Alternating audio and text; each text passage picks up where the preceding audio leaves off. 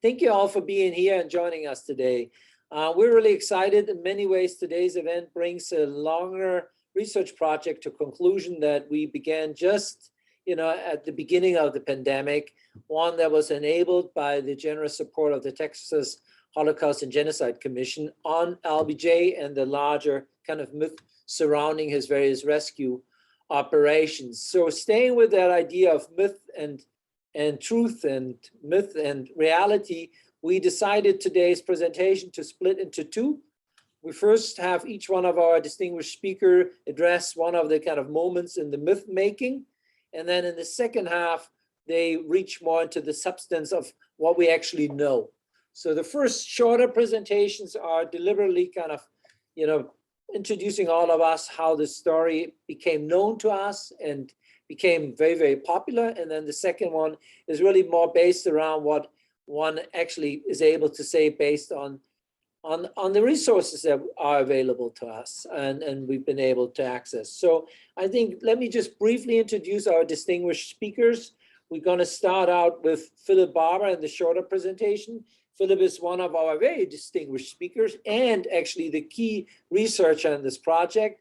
Also one of our research assistants at the Ackerman Center for Holocaust Studies, PhD student in the School of the Arts and Humanities, and was the one who, to the best of his abilities, really carried out the research while archives often remained inaccessible to us. And then second in line, we have Claudia Anderson, who served over 50 years as an archivist at the Lyndon Baines-Johnson Presidential Library. So she knows what's there and what's not there. And therefore, we're really, really thrilled to have her.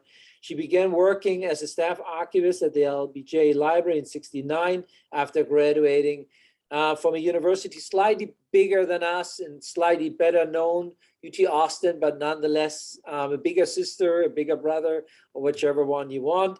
And she served as a library supervisor archivist from 2004 and 2016, and has worked quite extensively on the myth making of this whole story, as well as on its actual historical reality.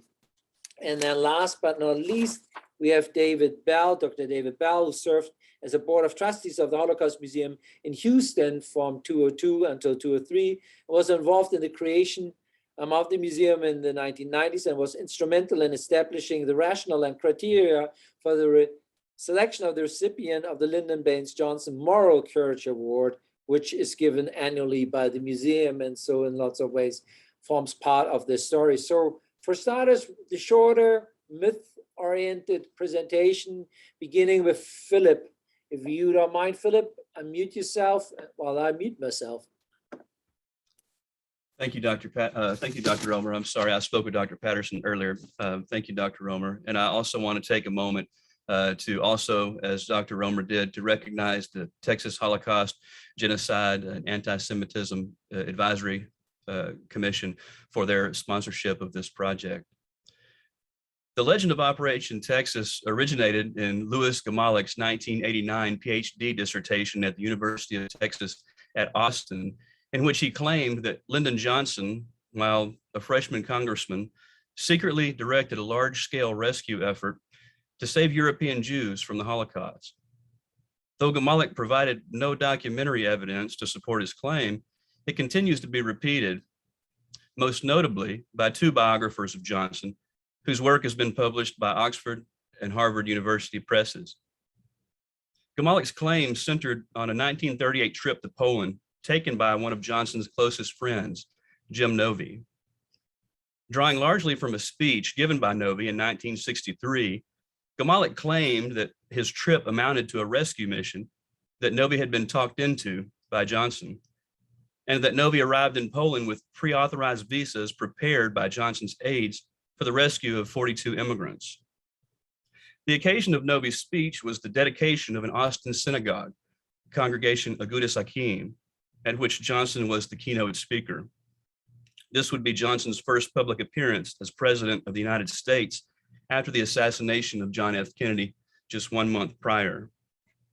During his introduction of President Johnson, Jim Novy told the congregation of a trip he had taken to Poland and Germany in 1938, saying that Johnson sent a letter to the embassy in Poland and personally called to tell them to get as many people out as they possibly could.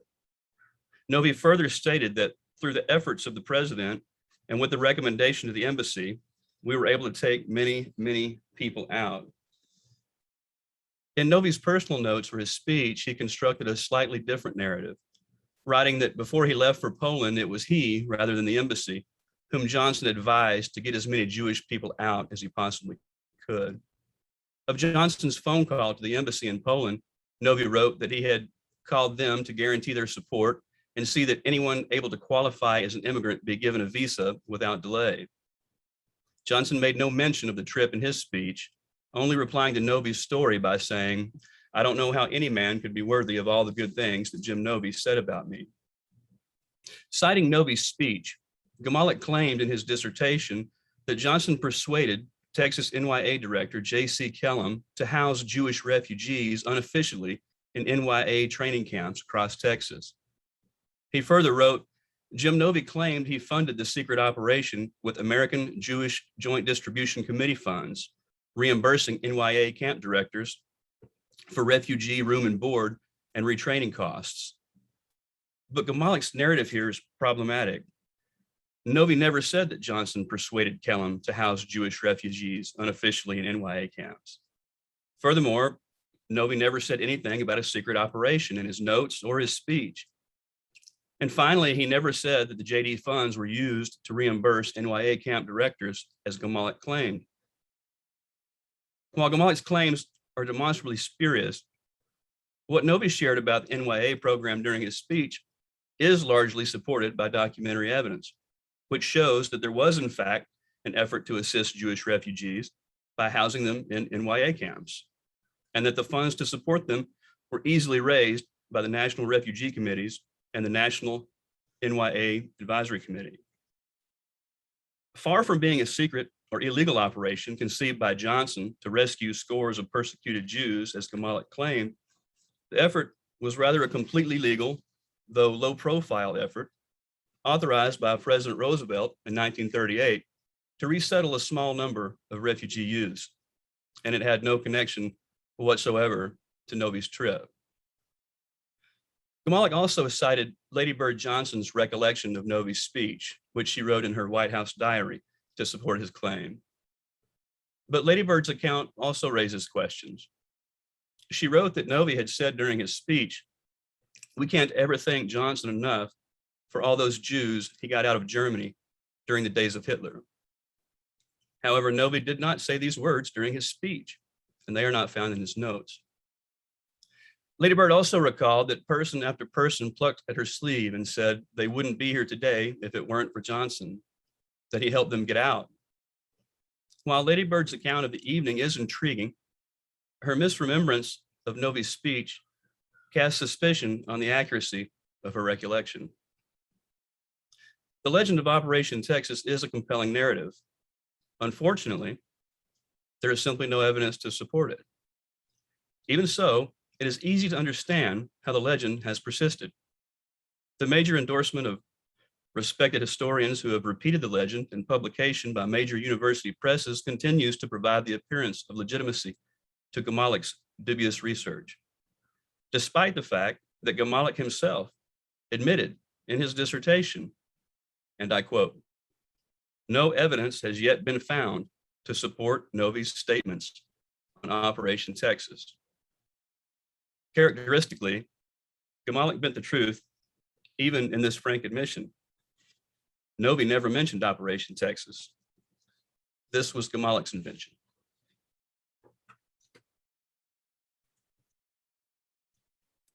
Thank you, Philip. That got us going on the kind of myth making. So we understand that one of the important layers was really the speech of 1963, and we're handing it over now to the next layer in the kind of myth making, to Claudia Anderson and the making of the myth of Operation Texas. Claudia Anderson, thank you. Thank you.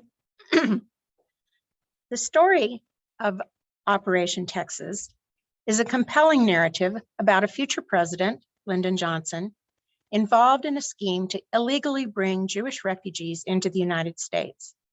The narrative includes intrigue, false passports, and purchased one-way visas into Cuba and Mexico. The crux of the story is that Lyndon Johnson, while he was a congressman, courageously risked his career helping hundreds of Jewish refugees escape the Holocaust and illegally enter the United States, where he helped hide them in Texas residential camps operated by the National Youth Administration, or NYA. The NYA was a Roosevelt New Deal program to aid youth. This story circulates widely on the internet through websites and chain emails, and it has been repeated in biographical works on Lyndon Johnson by renowned historians. And yet, no evidence exists for Operation Texas. There is no evidence Lyndon Johnson violated immigration laws. No evidence exists of an illegal operation engineered by Johnson and others to bring in hundreds of illegal refugees and conceal them in the NYA. The Operation Texas story originated in a PhD dissertation written by Louis Gamalik at the University of Texas in 1989. Gamalik coined the phrase Operation Texas.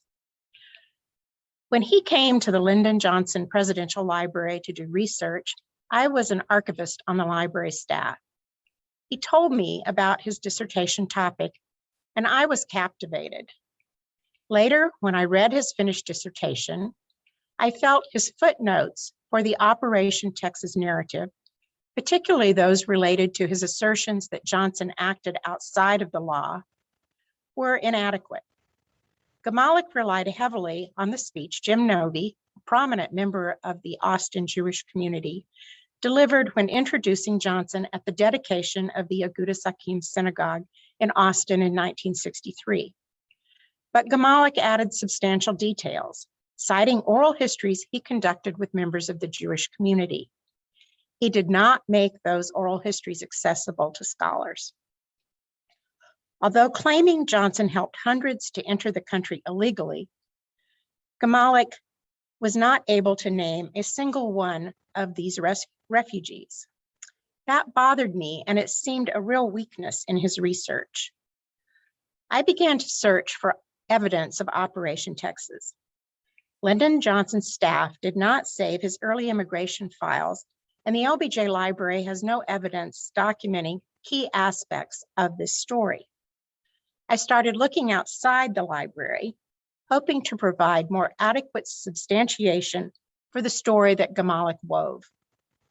Then in 2009, a history professor at Oklahoma State University, James Smallwood, wrote an article on Operation Texas for the Journal of the East Texas Historical Association. He drew heavily on Gamalik's dissertation, and although adding new details, did not provide additional documentation for key components of the Operation Texas story. Smallwood had previously written a piece on the topic that was posted on the internet on a website operated by the Institute of Texan Cultures in San Antonio. The internet post and the article dramatically boosted the legend. Through the years, as the story circulated more widely on the internet, the Johnson Library began to receive regular inquiries from scholars, students, teachers, and ordinary citizens asking for documentation. As the inquiries increased, I became more earnest about finding evidence to support the claims. My hope was to confirm the Operation Texas story through research and secure a firm place in history for this amazing narrative. Instead, I found evidence that countered the legend. There's a very interesting story here, but it's not the one that Gamalik told. My research journey covered more than 20 years. Although I wrote an article for the Journal of the Southern Jewish Historical Society in 2012, I continue to do research today. I will tell you what I found in a few minutes. Thank you very much. And then last but not least, Dr. David Bell, Holocaust Museum Houston's creation of the LBJ Moral Courage Award, which in many ways comes really on the back of much of the research that had been carried out and the way in which it had recirculated and had been widely believed. So we are now turning over to David. Thank you very, very much. It's a pleasure to participate in this panel along with my distinguished colleagues from the University of Texas, Dallas and the LBJ Library.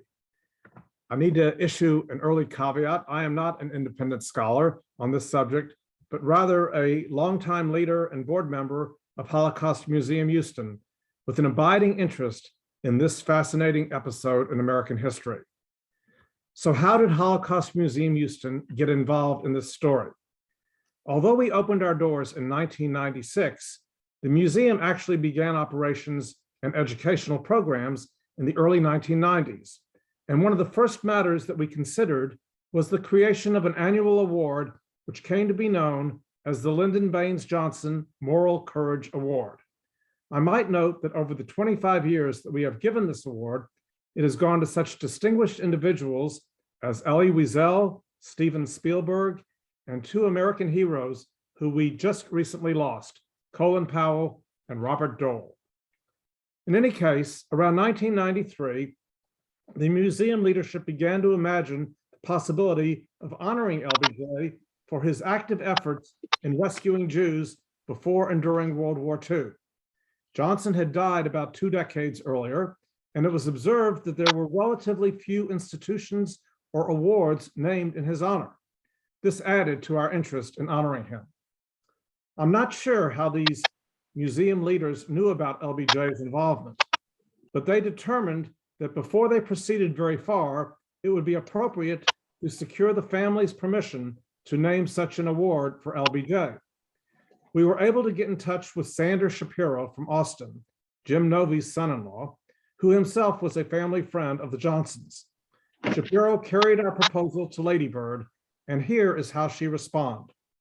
I quote, Sandy, I hasten to tell you how delighted and honored I feel that the Holocaust Education Center and Memorial Museum of Houston, which by the way was the original name of Holocaust Museum Houston, wants to create an award in Lyndon's name. By all means, I am happy to say yes. I keenly remember how good Lyndon felt when he could do something to pry open the door of safety that you mentioned. End of quote.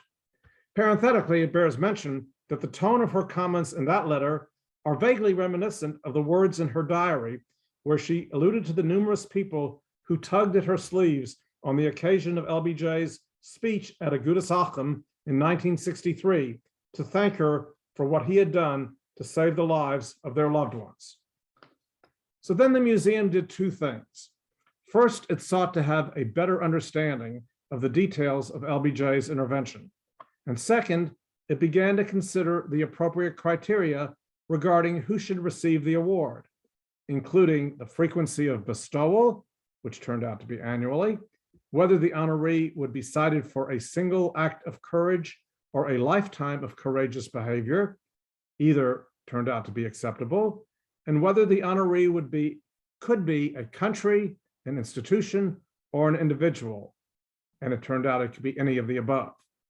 But let's focus on the first of these two matters, what we learned about the details of LBJ's intervention.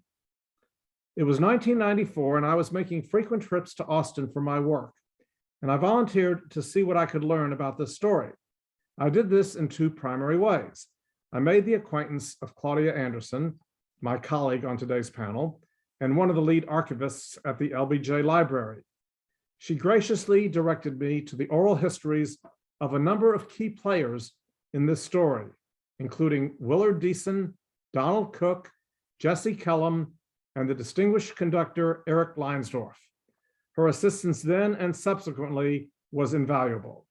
It is impossible to overstate the fact that Claudia is the leading authority on this subject, and that her 2012 essay in the journal Southern Jewish History is the definitive piece of scholarship on this whole issue. And the second thing I then did was to make the acquaintance of Louis Gamalik, that name should be familiar to you by now, who authored a 1989 doctoral dissertation titled Prologue, LBJ's Foreign Affairs Background, 1908 to 1948. Gamalik received his PhD late in life, he was more than 50, and went on to teach history at what is now Texas State University in San Marcos, Texas. I met him on just one occasion, and we had a productive and comprehensive conversation, at which time he presented me with a copy of his dissertation, which I put in front of you. It looks like any other dissertation from microfilms. In any case, Gmalik made two assertions in his dissertation. The first, that was in 1938, LBJ had provided his friend Jim Novy with visas and affidavits not fully legal, which led to the rescue of 42 Eastern European Jews, some of whom were Novy's relatives. Novy traveled to Europe to make the arrangements. This episode is fairly well documented, although I might add that questions have been raised regarding how the number 42 was determined and who might have been counted in that number. The second assertion was that in 1940, LBJ arranged for a couple hundred of others to immigrate to Texas as part of the NYA, National Youth Administration, one of FDR's New Deal programs. That is what Gmalik has termed Operation Texas. And as has been stated several times today, there has been no corroboration of this assertion. On that note, I yield the floor back to my colleagues, and I will continue the story when I return for my second set of comments.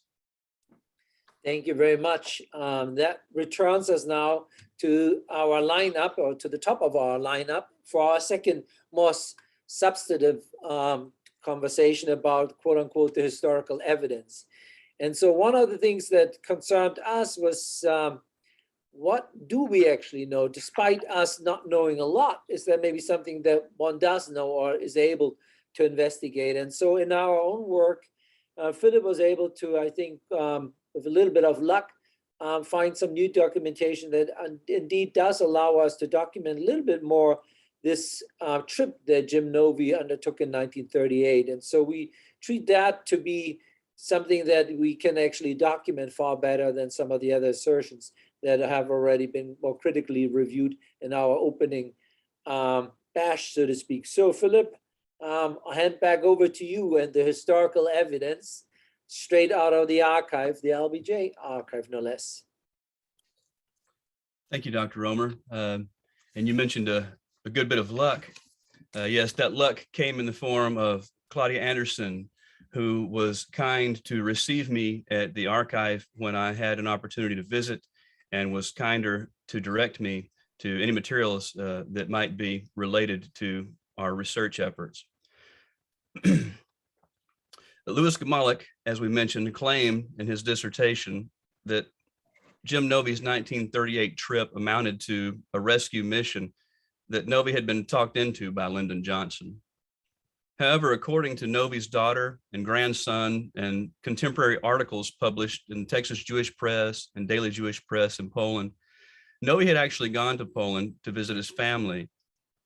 Gmalik further claimed that before Novy left for Poland, Johnson provided him with pre-signed visas to rescue 42 Jews. However, in an article published in 1965, Johnson is reported to have told Novy before he set out on his trip, "When you come back, bring a list of the names of your friends and relatives. I'll see to it that they can immigrate to the United States." Gmalik also claimed that Novy was awarded a Purple Heart for a secret mission on which he had been sent by Johnson, though Novy never served in the armed forces. What was erroneously reported to be a Purple Heart, however, turns out to be a certificate of appreciation for a donation Novy had made to a Purple Heart Association. Jim Novy's son, Dave, did tell a reporter in 1998 that he and his father sailed for Europe with 42 illegal visas supplied by Johnson and hidden among their possessions in 1938, though his sister, Elaine, believes her brother may have exaggerated. And Jim Novy was quoted in a Jerusalem Post article from 1958 saying that he had been awarded a Purple Heart. But Gmalik failed to fact check these statements. And those who have repeated Gmalik's claim have also repeated the same error. Regarding Novy's 1938 trip, Gmalik further claimed that Novy had tried to get two of his brothers, Leibel and Gershon, out of Poland when he was there, but that they were refused asylum for medical reasons. According to Novy's daughter, Elaine Shapiro, the brothers were deaf. Certainly no reason to be denied asylum, particularly if, as Gmalik claimed, Novy had arrived with pre-approved visas, signed, stamped, and countersigned. Gmalik further claimed that among those whom Novi rescued during this time were his sister-in-law and her 3 children, citing Novi's 1963 speech and notes, as well as 2 articles from Texas Jewish Press, one from December 5th, 1941, and another from January 16, 1942, as his sources for this claim. Not one word was mentioned in any of these sources about Novi having rescued his sister-in-law and her 3 children. We were able to discover, however, that Novi had in fact helped his sister-in-law and her 3 children to immigrate to the United States via Mexico in 1927, 11 years prior to the rescue mission through which Gamalik claimed they had been saved with Johnson's assistance. Moreover, there was nothing clandestine about Novi's assistance in this case, and at the time, Novi did not even know Johnson, whom he had met years later in the early 1930s. Gamalik claimed that Johnson and Novi's secret rescue mission took place via Cuba and asserted that Johnson's assistance in the case of the famous Austrian conductor Erich Leinsdorf was the first instance of Johnson's extra-legal maneuvers to shuttle European Jews through Cuba, writing that Johnson personally convinced Washington immigration officials to pre-approve issuing Leinsdorf a permanent visa, even though only embassy consuls could legally grant such visas. Gamalik cited Leinsdorf's biography, Cadenza, as the source for this claim. However, Leinsdorf's account does not match Gamalik's. According to Leinsdorf, whose account is supported by documentary evidence, he was legally granted his visa by the consul in Havana, Cuba. Since so many of Gamalik's claims are so easily discredited, the legend that emerged from them surely must be dismissed. We know much now of what did not happen during Novi's trip, as Dr. Roemer mentioned. What remains is to explore what exactly did happen. A collection of documents contained in the archive of the LBJ Presidential Library reveals new insight into Jim Novi's 1938 trip to Poland. Among the collection are more than 24 handwritten letters and several receipts from the communities Novi visited during his trip. Some of the documents are entirely unreadable due to illegible Yiddish handwriting and poor quality photocopying. Others are only partially legible for the same reasons. However, with the help of Rabbi Yitzhak Cohen of Congregation Nishmat Am in Plano, Texas, we were able to learn more about Novi's trip that helps us to unravel a bit of the mystery surrounding it. The documents show that Novi made many financial contributions to individuals, relief organizations, synagogues, and religious schools, both during and after his trip. Most are thank you letters for financial contributions and letters asking for financial assistance. Some of them date to 1939, indicating that Novi continued to provide support to widows, orphans, poor pregnant women, religious schools, synagogues, medical relief organizations, and free loan programs in Poland after returning from his trip. There is, however, no mention of immigration in any of the documents. Many of them contain acknowledgments of money received from Novi through Jim Novi's uncle, who lived in Knissen and distributed the funds to those in need. Representative of these letters, found among the Novi papers, is one written on the stationery of Rabbi Chaim Zelig Halevi Polak, the head of the rabbinical court of Knissen, which reads, "We would like to express our heartfelt thanks to our esteemed contributor, Mr. Shimeon Novodvorsky, Jim Novi's birth name, who gave, in what is written as an unreadable sum, for the sustenance of our much needed charity. With much respect, you are dear to us." Most of the letters come from Knitzen and Kobrin, though some also originated from Sokolov, Bialystok, Lamza, and Tristinia. One letter from the sacred yeshiva of the city of Lamza, Poland reads, "Many blessings and accolades shall come upon the charitable Shimon Novi for the sustenance of our sacred yeshiva." Another letter comes from Kobrin, Belarus, where Novi's wife's family live, appealing for aid to help poor pregnant women. In another undated letter, a father wrote to Novi's uncle, Shmuel Snigvitz, asking for help with a dowry to enable his daughter to marry a man who would take her to Palestine. Another letter is included in the grouping that appears to be a response to the father's appeal from the family of the girl's suitor. The only sentences that are legible in the letter read, "As far as Hannah's coming, I need to advise you at this time, we need young men with rifle in hand In the meanwhile, this is not the time to send girls to Israel.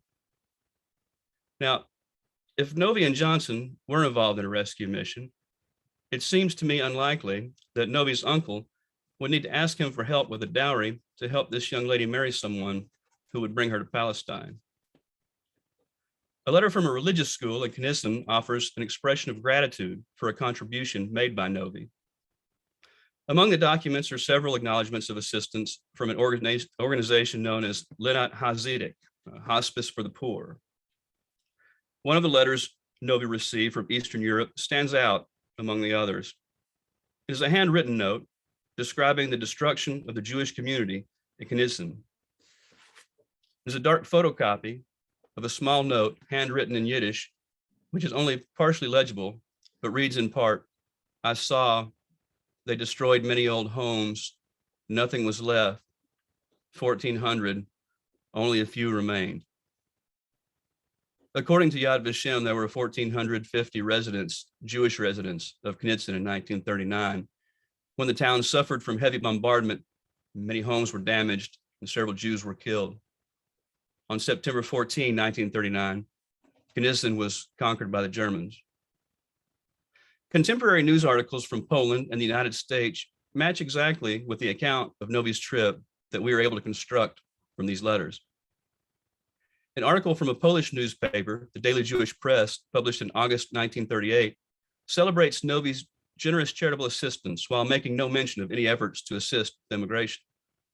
The article reads in part, "Jim Novi, a native of Knisson, came back to Europe, to the town of his birth, to visit relatives. The worthy philanthropist distributed money openly and secretly. Whoever came to him never went away empty-handed. The exceptional accomplishments of the worthy philanthropist made a colossal impression on the whole Jewish community of Knisson." From January 3rd, 1941 to January 21st, 1942, the Texas Jewish Press published a weekly series of articles covering the life of Jim Novi. From these articles, we can see that he was moved by what he saw in his visit to contribute to the relief of the Jews in Poland. When Novi arrived in Poland in 1938, the Jewish communities were in great despair, and Novi did what he could to help them address their needs. In all the cities he visited, he provided aid.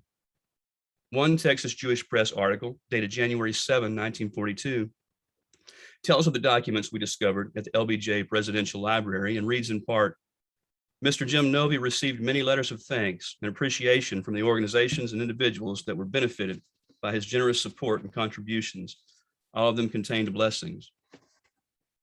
The evidence demonstrates that Jim Novi provided generous charitable assistance to many individuals and organizations in Poland, both during and after his 1938 trip.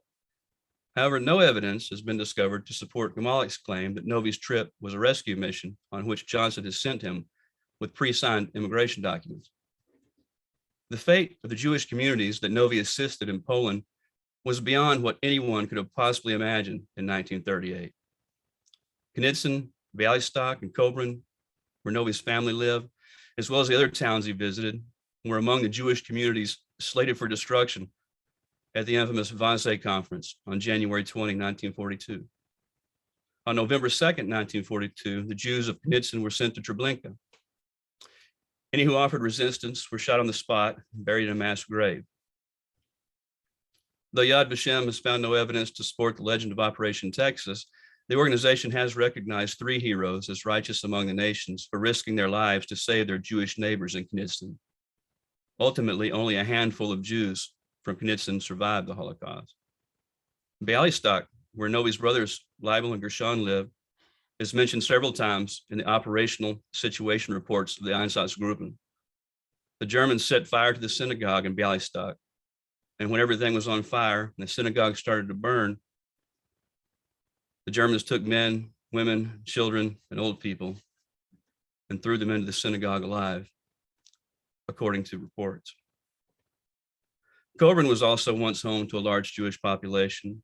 Today, not a single Jew lives there. On the day the Germans arrived, they torched the synagogue there too and confiscated Jewish property. Some of the Jews were sent to get shovels and forced to dig their graves before being shot into them. Those who tried to escape were torn apart by German dogs. In an act of unparalleled brutality, one survivor claims the Germans threw small children and babies into boiling water while playing loud music to drown their screams. Jim Novey's two brothers, Leibel and Gershon, and his uncle, Shmuel Schnigovitz, were among those who were killed in the towns Novy visited. A large picture of Novey's brothers, Leibel and Gershon, is framed within a bronze plaque which hangs near the entrance of the Novy family business in Austin. An inscription on the plaque reads, "Killed in the Holocaust." To my knowledge, the only scholars who have independently investigated the veracity of Gmalick's claims are participating today in this workshop. And I believe we are in agreement. There is simply no evidence to support it. What evidence does exist suggests that Johnson and Novy did make efforts to assist some Jews, but there is nothing to suggest that there was ever a rescue mission, certainly nothing on the scale of Operation Texas. But it is easy to understand how the legend has persisted. The true story of the fate of the Jews in Eastern Europe is much more difficult to bear. Moreover, the endorsement of respected historians who have repeated the legend in publications by major university presses continues to provide the appearance of legitimacy to Gmalick's dubious research. It is worth noting that Gmalick never published his dissertation as a book, as he had hoped. He never found any takers.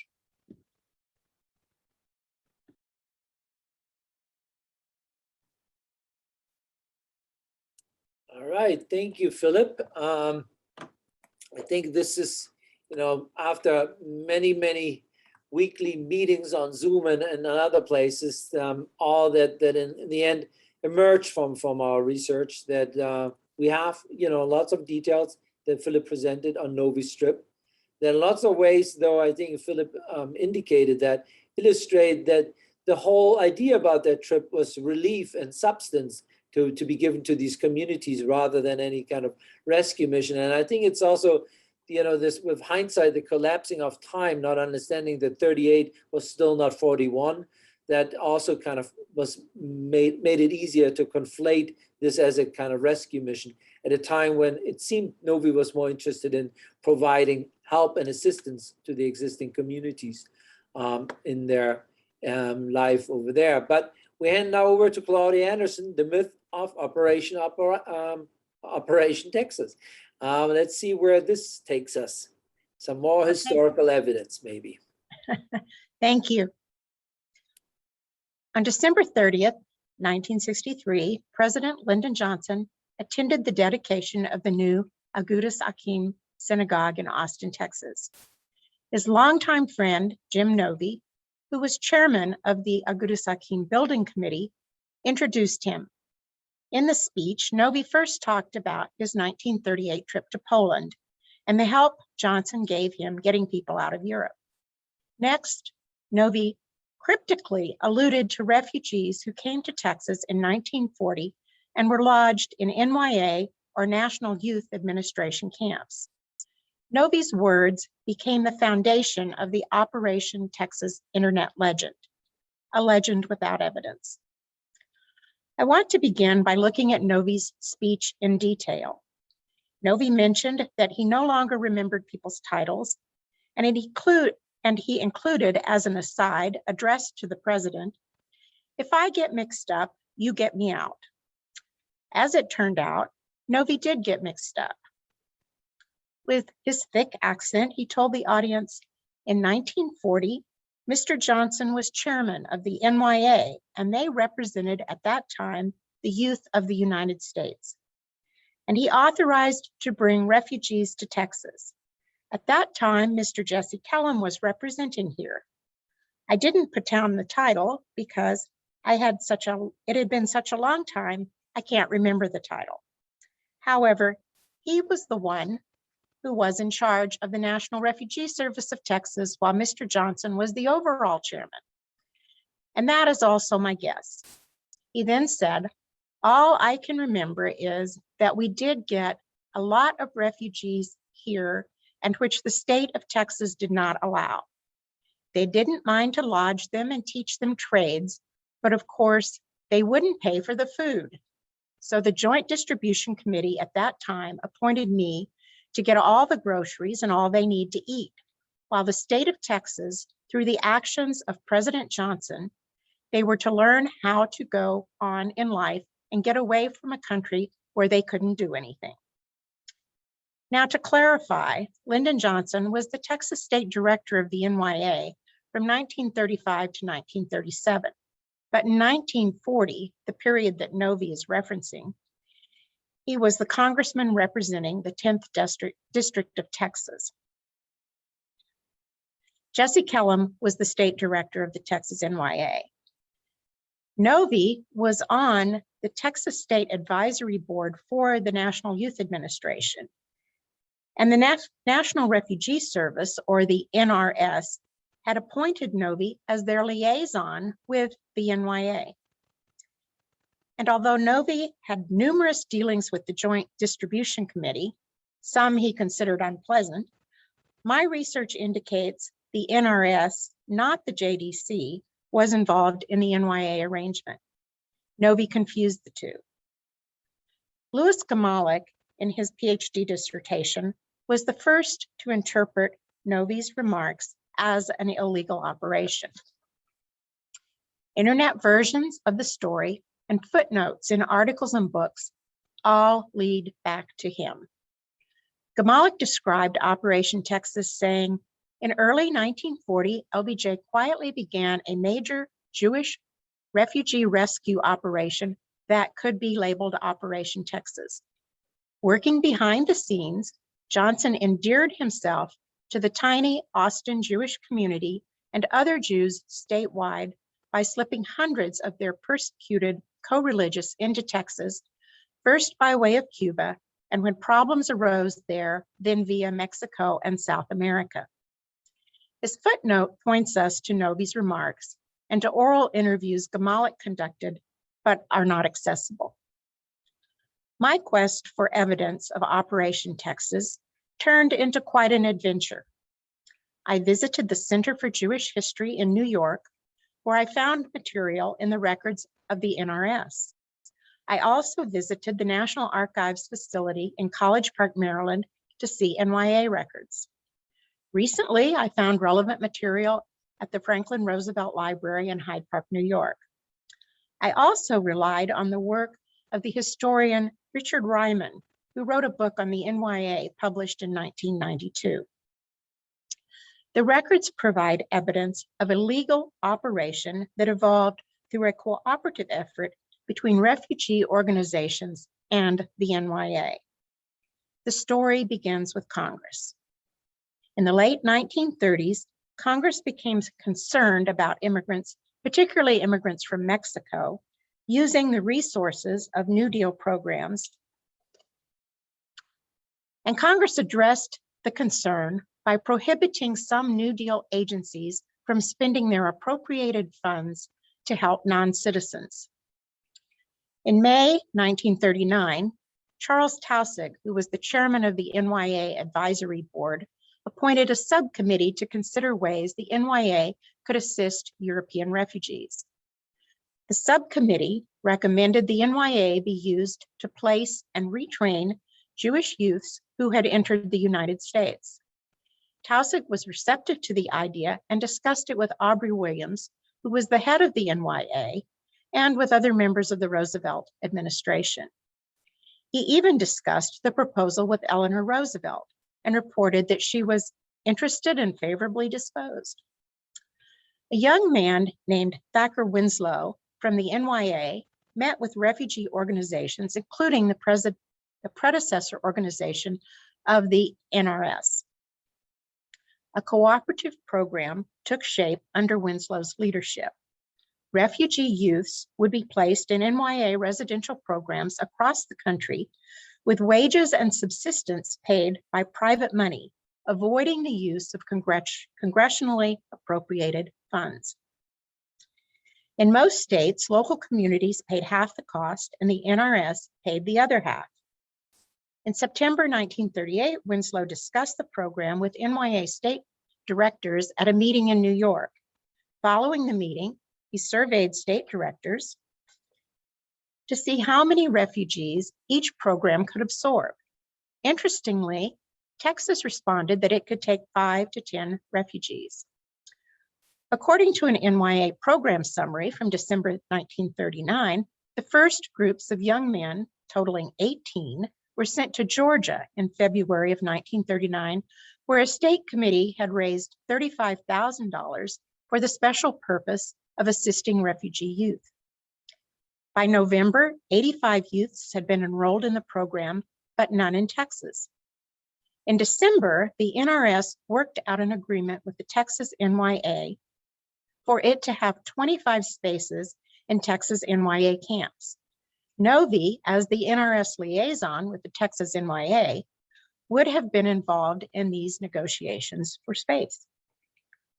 A report from the NRS showed 12 refugees were participating in the Texas NYA at the end of September 1940. 7 were in Austin and 5 were in the Houston area. According to the NYA's report, when it discontinued operations in 1943, the refugee program operated in numerous states. The NYA NRS program exactly fits Novi's speech. There is no reason or evidence to believe the Texas program involved any more than a handful of refugees or was illegal. As the NRS liaison, Novi would have worked with the program and been at least partially responsible for securing sponsors. An NRS memo indicates that Novi was appointed as the liaison because he was a friend of Jesse Kellum, the state director. Although Novi credits Johnson with authorizing the program, there's no evidence Johnson was involved in the program's development or the selection of refugees. However, it is true that Johnson kept tabs on the Texas NYA after leaving. We can speculate that Novi and/or Kellum might have discussed the program with LBJ and gotten his blessing to include refugees. During this speech, Novi voiced his confusion over people's roles. Given Johnson's previous role as NYA state director and the close friendship between Johnson, Novi, and Jesse Kellum, Novi could have conflated or confused the roles of Johnson and Kellum. After learning about the refugee program, I reread Gamalik's dissertation to see if I could figure out how he concluded the program was illegal and where he got an estimate in the hundreds. Gamalik interviewed Willard Deason, a former official with the Texas NYA, and quotes him as saying he didn't remember refugees being housed in the NYA, but if refugees were housed at the camps, it would have been illegal. Gamalik apparently relied on Deason's statement. Deason obviously was unaware of the program to legally include refugees in the NYA by supporting them with private money. Among the oral interviews Gamalik cited is one he did with Jim Novi's son, Dave Novi. Although Gamalik's interview with Dave Novi is not accessible, about 10 years after Gamalik interviewed him, Dave Novi spoke to Claudia Feldman, a reporter for the Houston Chronicle, who wrote a feature article for the Houston Chronicle Sunday magazine in September 1998. The title was LBJ's Rescue Mission. Here is a quote from her article. Dave Novi says his dad and Johnson planned a series of secret rescues in the next few years. She means in the few years after Novi's trip to Poland in 1938. Feldman went on to say Novi never knew exactly how many were saved. And she quotes him as saying there were more than 100, more like several hundred. It was a big amount, close quotations. Dave Novi's statement is very vague. An observer might conclude that Novi's son was not a very credible source. Feldman also interviewed Gamalik for her article. Gamalik, she said, defends his research to the occasional reporter or historian who raises questions and then inevitably copies his work. Further down in the article, she said, to all who challenge him, he says calmly, disprove me. At the end of Gamalik's description of Operation Texas in his dissertation, he writes, "No evidence has yet been found to support Novy's statements on Operation Texas in the archives of the National Refugee Service or the American Jewish Joint Distribution Committee. Nary a mention of bought visas or passports, no notes on Kellum's unofficial NYA campers, not one letter from Novy to the despised JDC begging for funds, nor would even one such refugee volunteer to discuss Johnson's role with me." In this paragraph, Gamalik seems to admit that he lacks evidence. He apparently did not go to New York to look at the records of the National Refugee Service. Had he done so, he would have discovered material on the NYA refugee program. Now I want to turn to the assertions that Johnson circumvented the immigration system by trafficking in false passports and purchased visas to Cuba and Mexico. I talked with members of the Agudas Achim community and spent hours at the National Archives tracking down the names of immigrants that I got from them. I found references to many of the families in the State Department Correspondence Index under Lyndon Johnson's name. That meant that Johnson corresponded with the State Department about these people. With my internet subscription to Ancestry.com, I was able to verify that these immigrants came through immigration checkpoints and presented their papers. Most entered through New York. I found no evidence of illegal entry. We know that Johnson helped refugees, but it appears that he did so by helping them navigate the bureaucracy. Lady Bird Johnson described the dedication ceremony at the synagogue in her audio diary for that day. She said, "As we started out of the synagogue, person after person plucked at my sleeve and said, 'I wouldn't be here today if it weren't for him. He helped me get out.'" We don't know how many people plucked at Mrs. Johnson's sleeve or who they were, but this is powerful evidence of Johnson's aid. It is not evidence Johnson did anything outside of the law. There are two very well documented immigrant cases involving LBJ. Archival records show how he helped them navigate the immigration bureaucracy. Immigration procedures were complicated, burdensome, and full of paperwork. The law dictated that US diplomats working in embassies and consulates abroad interview prospective immigrants and approve or disapprove their applications. Entrance visas were limited by quotas established by Congress. I found an excellent example of the way Johnson worked through regular channels in the records located at the National Archives. Let me backtrack a little. In the mid-1990s, former Austinite Rabbi Abram Vossen Goodman visited the LBJ library and told us Johnson had tried to help Goodman's cousin get out of Germany in 1939. Rabbi Goodman did an oral history with the library staff, and he gave us a small collection of papers.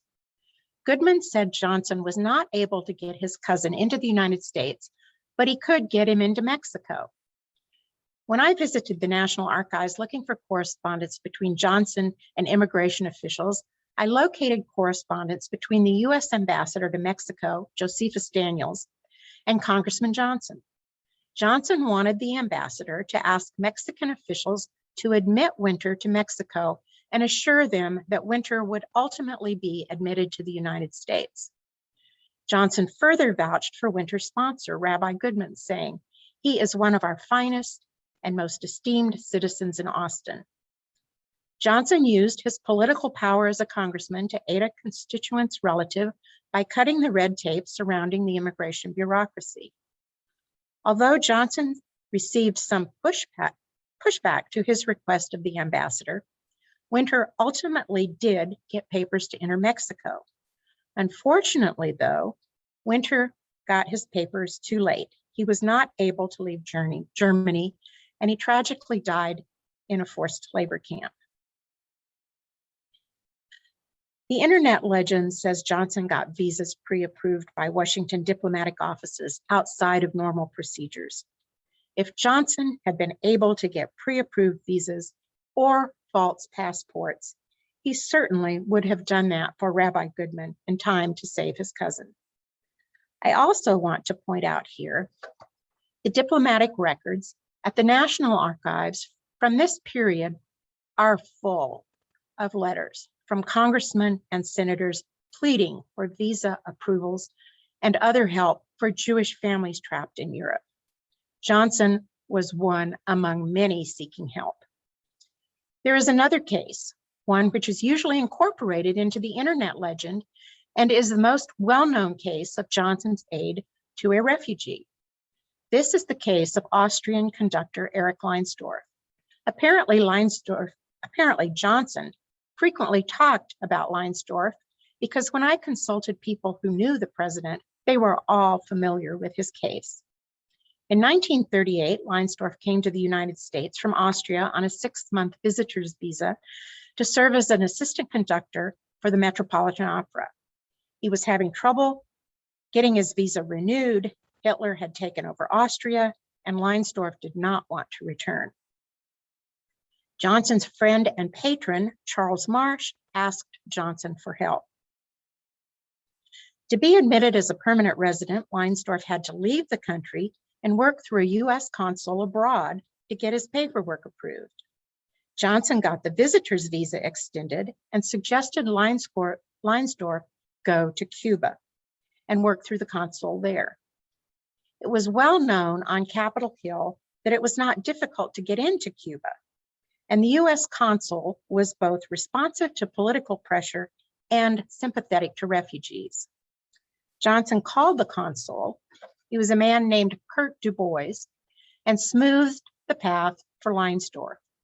Leinsdorf went to Cuba and re-entered the United States 7 days later as a permanent resident.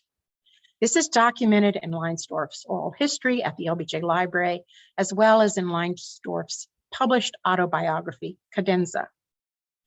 Gamalik cites this case, but claims LBJ worked around the consul, getting a pre-approved immigration visa for Leinsdorf. While a pre-approved visa may not have been illegal, it certainly would have been outside the normal procedure and does not fit the evidence. When each part of the legend is compared to the archival record, the legend does not hold up. Johnson did not smuggle illegal refugees into the United States. There was no Texas NYA program to hide refugees, and there is no evidence of false passports or improperly obtained visas. No one has identified a single refugee that Johnson helped by violating the law or circumventing established procedures. The multiple authors who allege that Johnson was behind an illegal effort to bring refugees into the country have not given us evidence. All footnotes point back to Gamalik. It is clear Johnson was sympathetic to the refugees coming from Europe, and he and his staff worked on behalf of the refugees by contacting government officials, vouching for sponsors, and developing strategies to get people into third-party countries when they could not enter the United States because they couldn't get a visa number, a quota number. He was a keen and experienced observer of the immigration system and recognized the gross injustices and discrimination that were an inherent part of the system prior to his presidency. His real historic and heroic achievement was in using his power as president to propose and advocate for a new immigration bill, a bill he signed with Erich Leinsdorf present in front of the Statue of Liberty in October 1965. Thank you. Thank you very much. That shed quite a bit of light now on the next part of the chronology, mainly of the kind of 1940s. And I think one thing that we might want to go back to is I think what we could consider possibly is what you called the kind of helping with the red tape of the process. I mean, that was pretty thick red tape. The State Department in particular was not just simply not facilitating a smooth process, but in lots of ways almost made it its policy to create as many obstacles as it possibly could to reduce the numbers. So maybe, lots of ways, therefore, if we kind of elevate, I'll ask you this later, but maybe if we elevate the obstacles, then maybe LBJ's efforts in that stand out a little bit more than one might have otherwise thought. But let me turn over, before we get into the nitty-gritty of all these types of possibilities, to our last presenters one more time, to David Bell and the subsequent and current research on LBJ's involvement in Operation Texas. All right, David, you're on. All the truth. Thank you very much. And I must say, that is a difficult act to follow, but I will do my best. When I concluded my first set of remarks, I spoke of the two separate interventions by LBJ, and you've now heard a great deal more about those episodes. The first, the 1938 provision of documents hand-delivered by Jim Novy that resulted in the rescue of 42 Jews, is well documented. The second, bringing several hundred others to Texas to work in NYA camps, has been the source of great debate regarding its authenticity, with so far no credible corroboration of that claim by Dr. Gmalik. Although it is perhaps unfair, the inability to confirm the second casts doubt in some minds regarding the accuracy of the first. The absence of any paper trail regarding those that could have been part of the second group has been attributed by some observers to their fear that they would be revealed and subject to deportation even many years later. So let's pause for a moment to acknowledge that this phenomenon, that is the re-examination of certain claims, is not atypical in the world of historical research. In this case, the LBJ intervention narrative reminds us that the history of various Holocaust-related episodes is still unfolding today, and the process of historical verification is itself a compelling story.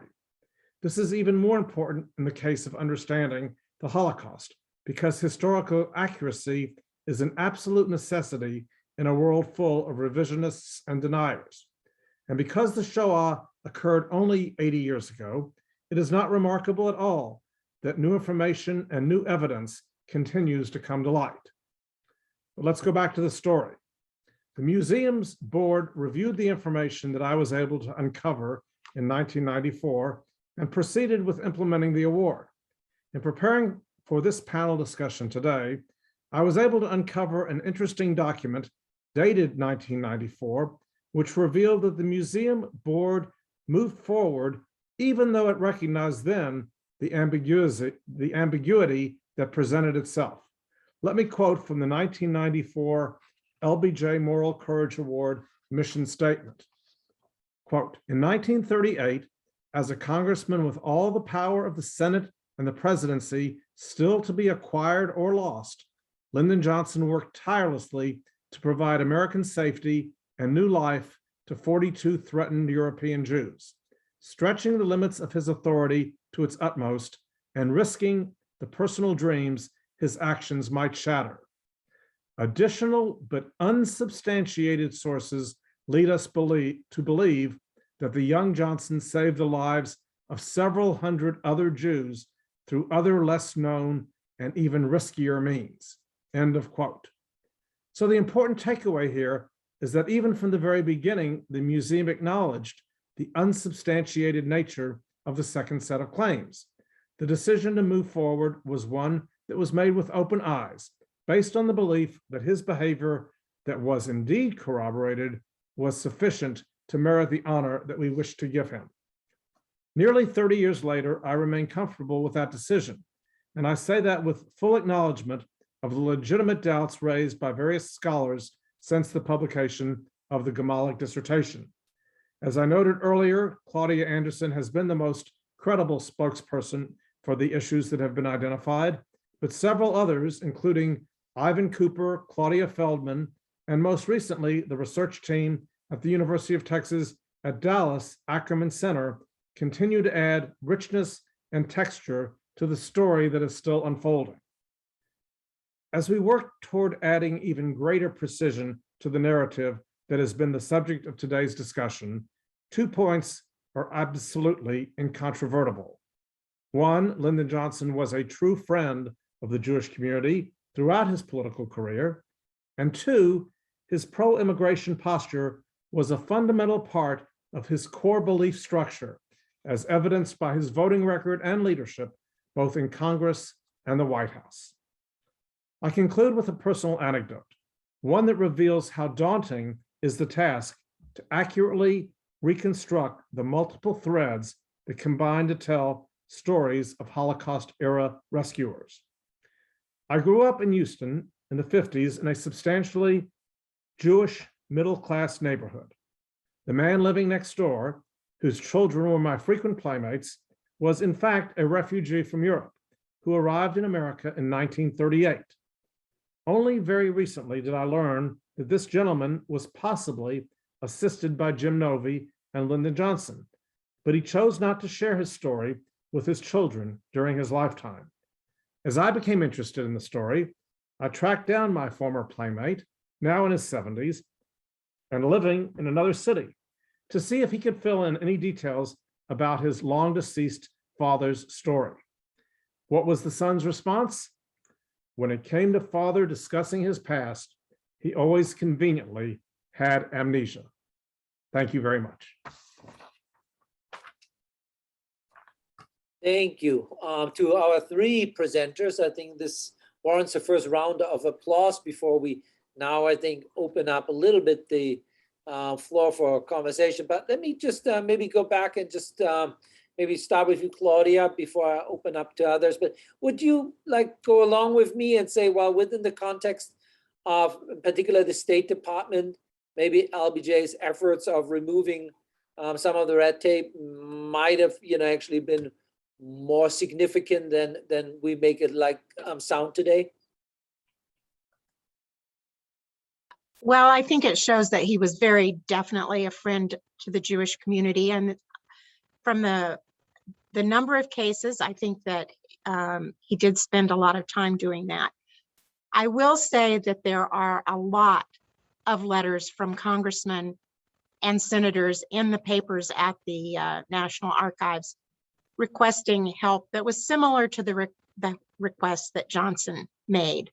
And I don't want to minimize Johnson's role. I do think it was important. I do think he was definitely a friend of the Jewish community in Austin from the very beginning of his career. And it is important that that aspect of his personality is important. And thank you. And then let me just follow up maybe with one other question. As we were trying to go through the record, and I had the fortune of debating this with Philip up and down, like in our weekly meetings. The other question always emerged, and I struggle really to explain that as well, is if in the end we have to conclude that maybe some of the things didn't quite happen in the way they were reported, in particular in the 1963 speech, then the question emerges, why? I mean, in lots of ways, what was gained by embellishing the record in the ways in which they were kind of presented? And I really struggle to understand the kind of context why this would have been in any way beneficial to LBJ in '63 or to anyone else at that particular point. In particular, since I kept Philip busy with investigating a few other things. I mean, there are a couple of other issues that we haven't even touched on that also were part of this record. One of them is, the alleged visit of LBJ of Dachau. I mean, Philip can speak a little bit more to that. So that there's a bit of a tendency, really, for no obvious reasons, to embellish, enlarge, or whatever word we want to use, the historical record without it being clear what the real purpose of these embellishments might have been. Or maybe you have something to say, or Philip or David can speak to this. Well, I would say that if you look closely at Novy's speech, Novy, I think he was a little confused, but mostly his statements are accurate. It's that they were embellished by Louis Gamalik, not by Novy himself. And I mean, in my talk, I tried, one reason I quoted Novi was so that we would know exactly what Novi said, and exactly what Novi said about Operation Texas is true. It was embellished by Gamalik. The visit to the concentration camp, that was an invention of Gamalik. There is a speech here, and actually, Philip has looked at the speech closely. There is a speech that Johnson delivered in 1948, which says, "I saw the concentration camps." There is ample evidence to show that Johnson did not physically go to the camps. But he was the head of a subcommittee, and the members of the subcommittee did. So I think that even in the speech, Johnson was speaking sort of rhetorically, symbolically, and he certainly would have heard the stories of the people that came back and seen the pictures. Mhm. I think part of the embellishment was Louis Gamalik just wanting a scoop for his dissertation. Well, there's quite a few scoops if you think about it. Yes. Just for the sake of writing a tantalizing dissertation, maybe not a model to follow for anyone any longer, but thank you. Philip, you want to say something about this? Not because you're writing a dissertation, but just more generally? Sure. I would follow what Claudia said about the speech at Agudas Hakim at any rate, that I don't think Novi really embellished anything. He did get mixed up, but nobody helped him out, and which you don't tend to do when people are giving speeches, right? But there were a couple of things with regard to Novi. I mean, the Purple Heart business. Why would he have said that he was awarded Purple Heart for a secret mission? Who knows? He did say that, and it turns out to not have been a Purple Heart for a secret mission. I can only speculate. Why would his son have made up a statement about, illegal passports if it didn't happen? Who knows? Why would Johnson say that his grandfather was killed in the Alamo? I don't know. Why would you? I mean, who knows why people are dishonest or what they have to gain from it? Sometimes it's just this perfect combination, birds of a feather, when they come together, and somebody's telling a story and somebody else wants to tell a story, and then everybody just winds up telling stories. But I don't know why, but I know they were untrue. Claudia was mentioning about, or you mentioned about the claim that Johnson made about visiting Dachau in his campaign speech in 48. In the same breath, he said that he pulled from the wreckage of a plane the body of a dear friend whose back had been shot out, which didn't happen. There actually was a gentleman whose back had been shot out in the Pacific when he was there for a few days, but he didn't know the guy, and he didn't pull him out of the plane. Tim Callahan was his name, and Tim Callahan reported that he didn't know who Johnson was, that he came to visit him when he was in the hospital, and he'd been shot in the back. His back hadn't been blown out. And he said, I didn't know who the guy was, but he was real nice, and we talked for several minutes. So, I don't know, but the evidence does point that he didn't go to Dachau. And the reason that that's important really to this story is that Gamalik made a bunch about this in his dissertation, right? And to demonstrate his narrative that Johnson had this concern for the Jewish people. So he made a lot about Johnson visiting Dachau, but none of the documentary evidence shows that. In fact, Dan Cook, who was with him, said they stayed in Paris while everybody else went to visit the concentration camps. And Hebert in his memoir that he wrote about visiting the concentration camps basically said that they were on the, you take the low road and I'll take the high road, and we'll meet later path. And so I can't speculate what he would have had to gain. I mean, Johnson, we know, had to gain popularity and public approval and, votes. Gamalik, what he had to gain, PhD.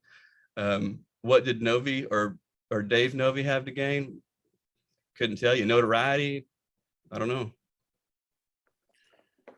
David, you want to contribute to this? Yes, I would offer the thought that it's very, very difficult, in fact, perhaps even dangerous to assign human motive to human behavior. The nature of oral transmission is its imprecision, and we frequently speak in terms that are not absolutely 100% what we intended to say, or what we say is not what is interpreted by others to say. And you've given now a dozen examples of where one thing was said and other thing was true. I think that the other piece of this is that we tend to have, in certain respects, selective memory, and people that want to reflect on previous encounters of any sort remember certain themes or certain aspects of it to the exclusion of others. So I'm a little cautious to try to assign motive to Gamalik, to Novi. Novi, as for all of his extraordinary attributes, was also known to be very loose in terms of the way he describes certain things. So we know that. I don't think that takes away from the essential themes that we have been talking about today, but it does reflect how important it is for people to come along years later, as people are now doing, to verify or to question the authenticity of current comments. That makes the work of history and historians all the more compelling, all the more interesting. If I were younger, maybe I'd go into this as a career, but it's really hard to absolutely assign motive to these kinds of things. Thank you very much. I think otherwise. May I say, I just Yes. want to second that. I really think that's an important observation. Thank you. Thank you. In the meantime, there's praise for all of you coming in. And then one other interesting question here. Do you perceive any contradiction between Johnson's aid to Jewish refugees in 1938 and the position he took toward Israel on the eve of the Six-Day War in 1967? So this is kind of thinking about LBJ within the context of his relationship to the state of Israel, and maybe contextualizing therefore some of his kind of views of the 60s. I don't know if who of the three wants to speak first. LBJ in Israel, LBJ in the Six-Day War.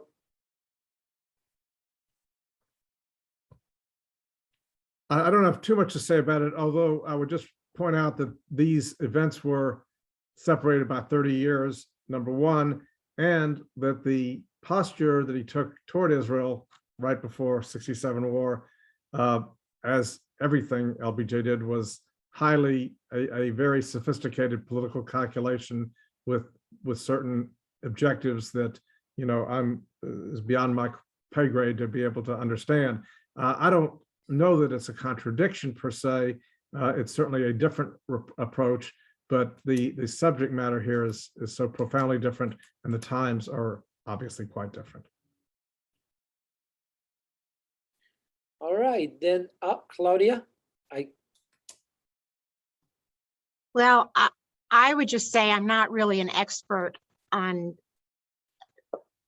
the foreign policy decisions made in 1967, but I think Dr. Bell is right that it's a very complicated issue, and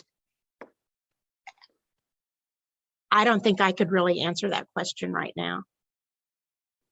All right, then I think we should open it up to anybody else who wants to ask any questions of our three distinguished speakers.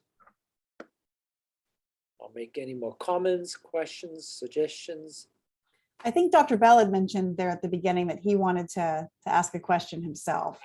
Well, ironically, my question was going to be to Claudia, and she pretty much answered it in the course of her comments. And the question was, how unusual was LBJ's intervention? How risky was it? How common was it?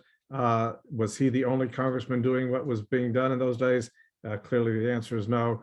But we've often perpetuated the notion that he did it at great personal and political risk. And I think you've brought some balance to that assertion, and I appreciate that. Thank you. Let's look around into to our screens. Any more comments, questions?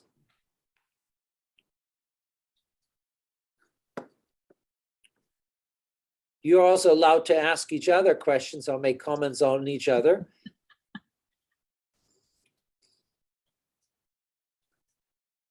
If I might. Yes, you might. Just for, thank you. For a point of clarification, Dr. Bell, thank you so much for, as Claudia mentioned, your insightful comment about assigning motivation. And thank you so much for your presentations and being here with us. During your presentation, I thought I understood you to say that the 1938 trip and the rescue of 42 immigrants was well documented. And is that right? Well, I did say that, and perhaps I should have been more precise. It was certainly, there was more evidence of it and discussion of it than there was of the second assertion. So I was trying to juxtapose and distinguish the two events. That was what I assumed, but I just wanted to make sure. Thank you so much.